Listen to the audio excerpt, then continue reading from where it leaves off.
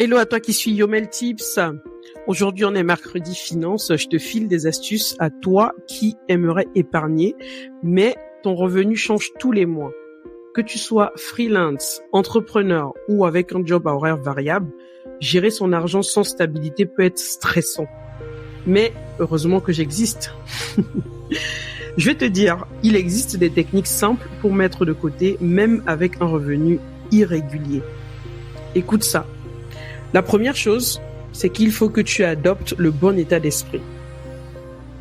Il faut comprendre quelque chose, c'est que ton épargne ne doit pas dépendre de tes revenus, mais plutôt de ta discipline.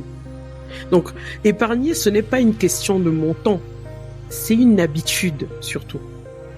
Même si ce n'est que 5 ou 10 euros, ce qui compte, c'est la régularité avec laquelle tu le fais. Donc, note ça déjà, le bon état d'esprit.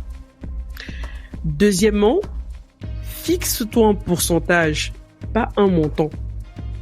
Donc, plutôt que de te dire, je vais épargner 200 euros par mois, choisis un pourcentage de tes revenus. Par exemple, 10% ou 20%. Quand tu gagnes plus, tu mets plus. Quand tu gagnes moins, tu adaptes. Mais tu épargnes quand même.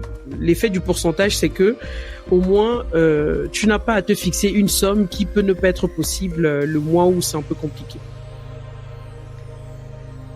La troisième règle, c'est la règle des 3 comptes. C'est une technique qui marche très bien. Donc, tu as un compte pour tes dépenses fixes. Donc, tout ce qui est loyer, facture, abonnement, voilà. Tu as un deuxième compte pour tes dépenses variables. Donc, tout ce qui est nourriture, loisirs et les imprévus.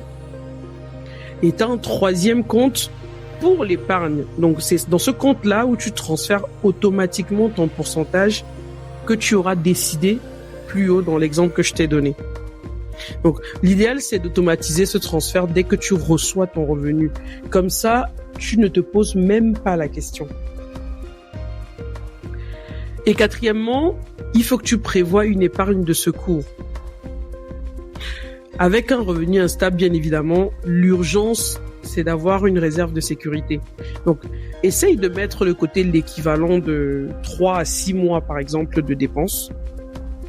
Et du coup, cette épargne-là, de précaution, elle te permettra de tenir en cas de mois creux, les mois où tu n'as pas de boulot ou les mois où tu travailles un peu moins.